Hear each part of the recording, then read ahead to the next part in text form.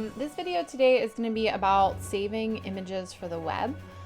Whether you're saving it for a website or maybe an email blast or something like that, there's a couple different types of images that you can save.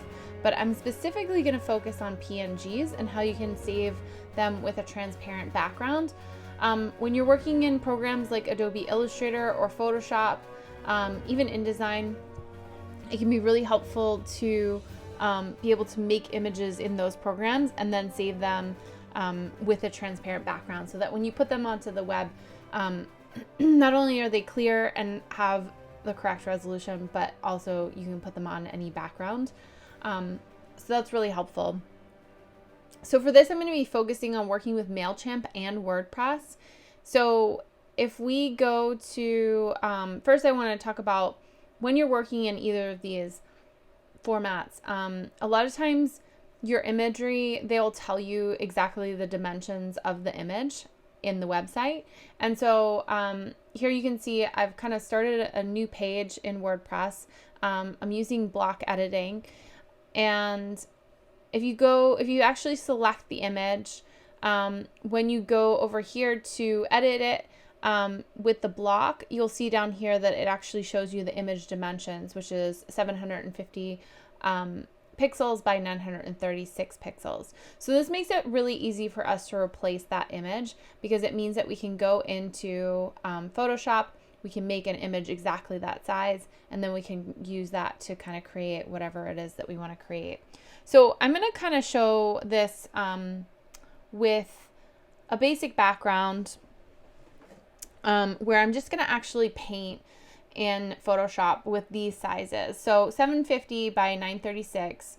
I'm going to go to Photoshop. I'm going to create a new document, file new, and it was 750 and 936. And when you create a document, whether it's in Photoshop or Illustrator, you want to make sure that your units of measurement is pixels. Otherwise, things could get a little bit crazy. Resolution 72, that's fine for the web. If you want it to be larger though, or you think that maybe your image might get scaled up, it might be a good idea to make it a little bit bigger. So I'm going to make this 150 just in case. The only thing about making it larger is that the larger your file is as far as resolution goes and size, the longer it takes to load. So depending on internet speeds and stuff like that, you just want to be mindful of how large your actual document is. So I've got this fresh Photoshop file. I'm going to create a new layer, and on this layer, I'm going to actually just open up my brushes panel.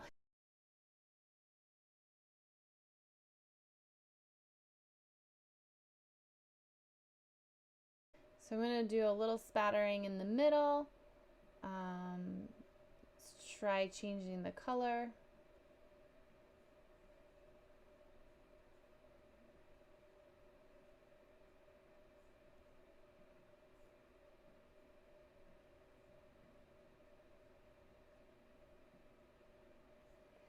And maybe I'm going to put a little bit of blue in there as well.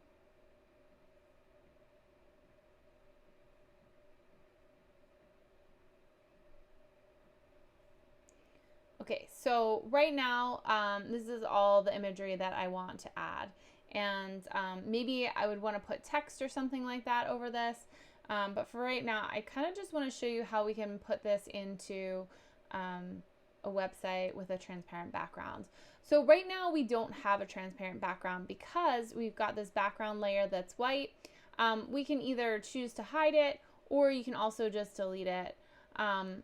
And that will give us a transparent background. Even if we do have it as white, we can go to export, and there's a couple of options. One, you can go to save it as a PNG. You can go to export and export it as a PNG.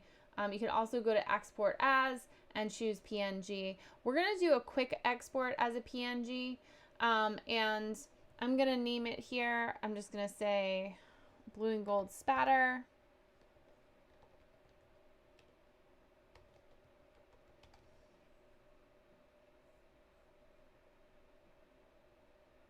So that's a quick export. I'm also going to go to export and I'm going to say export as.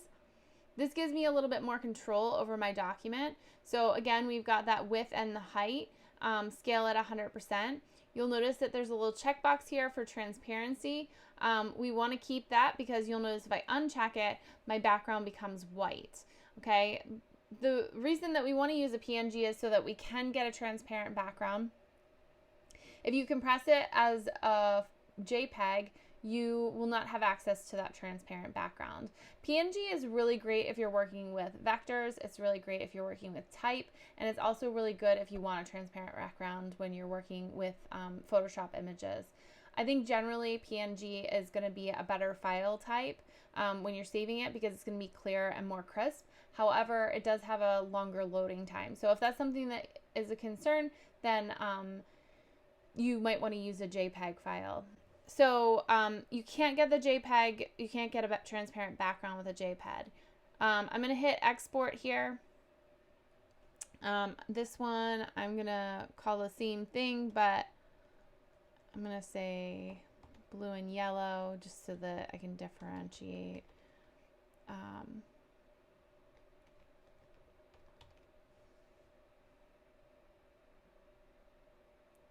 Okay, so now I'm going to bring this back into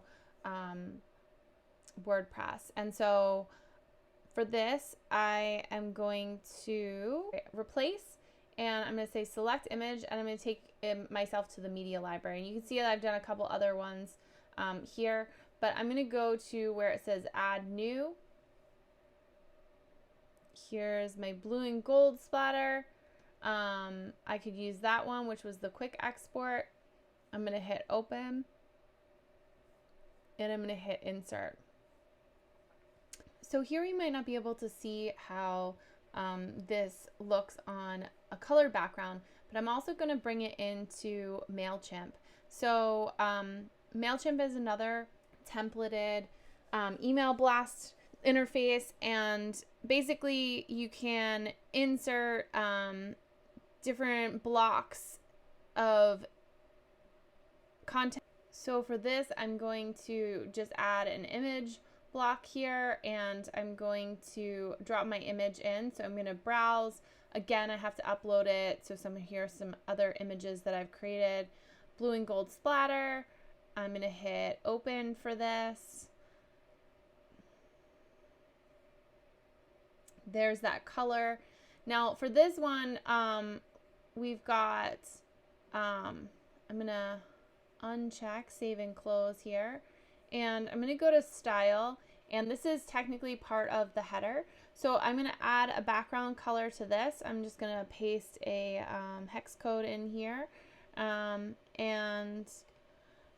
now you can kind of see what this looks like when it has a background color that has to do with the whole website. So I can go to the whole page, and I can add that same color so that the whole background is that color, and the image has these edges. Now, if I were going to do this a little bit differently, I might make sure that my edges, like the splatter, didn't get cut off at the edges so that it looks more natural. But that's how you would create an image with a transparent background. I'm going to give another example of that because this is one that I created just with a paintbrush. You can do all sorts of other effects where you're actually painting, but you also can take an image and create a layer mask and have that transparent background, and we can also save that as a PNG as well. So I'm going to say export as, and again, making sure that that transparency is checked. I'm less concerned about the size here. It's very large, but it'll still go in there. A lot of times when you have a WYSIWYG kind of format that you're working with, whether it's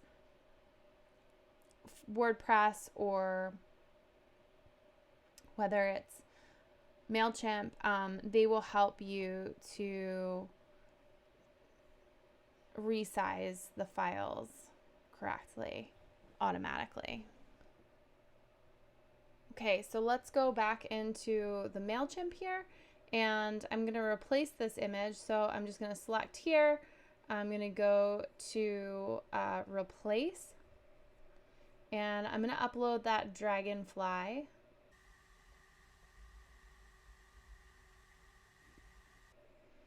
There it is. There is a creative assistant here. It says this image is so big it might cause slow times or get clipped in people's inboxes. Aim for 800 to 1200 pixels wide instead. Let's fix it. So here's where Mailchimp will help you to work with the size. So they basically resized it for me, 1200 by 795. I can hit save, and it's going to automatically work for that. Okay. When you do something like this, you can kind of see if you have any areas that you might need to clean up with your masking. So there's a few areas over here that I might take this back into Photoshop and clean it up, especially if it's going to go on a professional website or if it's going to go into something like this. And so then all we have to do is save and close it, and that's pretty much it. I also want to show you how this works for Illustrator. There are things that are a little bit different in Illustrator. One is when you go to save a PNG, again, you would want to export it, export as, and you have a couple of choices here. One of them that I want to show you is you can use the artboard. Okay, if you don't use the artboard, what it's going to do is it's going to save the file itself. So let me kind of show you what that looks like.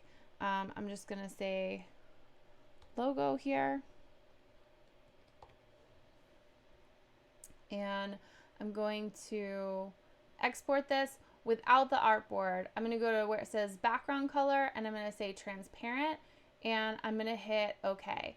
So now what you're going to get with that is that when I actually go to look at this file that is in the desktop, what it's done is it takes the very edge of my content. So it's not going to create that white box. Now, the difference is that if I take this same thing, I say file and I say export and export as, then I click on use artboards, and this time I hit export again. So I'm just going to say logo 2, and I'm going to hit export. I'm still going to make sure that it's transparent, and I'm going to hit OK. But what happens now is any space that I have around that, around my design will maintain. Okay, so you can see that there's a lot more space on the edges here. So if that's important to you, or you know that like there's a chance that it will stretch your design to kind of fit it into space, then you want to make sure that you use the artboard to save your design. And you also have to be careful because if you have something that exists outside of your artboard and you don't choose it to save it as your artboard, it will save a PNG of everything in your document. So let me just show you an example of that to explain what I mean. So let's say I create a little square. It's outside of my artboard, and I'm going to say file, export as, and this time I'm not going to check use artboards. I'm going to save this as example, and I'm going to hit export. And you can actually see in this little thumbnail that that square is part of my design.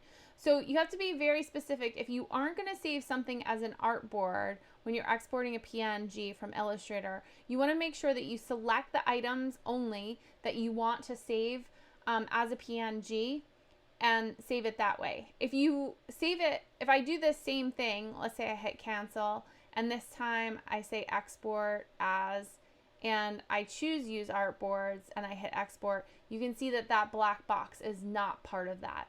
So it's kind of important whether you use the artboards or not. And if you don't want to use the artboard, you can just select the parts of the file that you want to export. And so now I can say file export as, and again, I'm not going to check use artboards. I'm going to hit export, and it should only do what you have selected. Oh, I'm sorry, because there's an export selection. That's what you have to choose, and that will actually save that. And this again is a PNG, This is just a different way of doing it. And I would say export asset. You can also do artboards in here. And when I export the asset, it's going to make sure that I save it in the right place, which is not connected. Put it on my desktop. And I'm going to say choose export asset. And it's going to create a folder, and inside that folder is going to be asset 1 PNG. And it's going to be the selection that I had. So that's a newer feature with Adobe, is that instead of going to File, Export with just a selection made, you're actually going to go to File and Export Selection. So real quickly, I'm going to just dump that into, I'll dump it into WordPress. We'll see if we can find an area that makes sense for that. Actually, it's more likely here. So I'm going to take this logo and I'm going to replace that, and I'm going to bring in I think I want to use the one with the extra space around it. So there it is. It's got that background is clear. I can kind of preview and see what this is going to look like. So there's my design. There are obviously like a few things that I might want to change to clean it up, including the masking on my dragonfly, and also maybe changing some of the coloring on my little illustration here.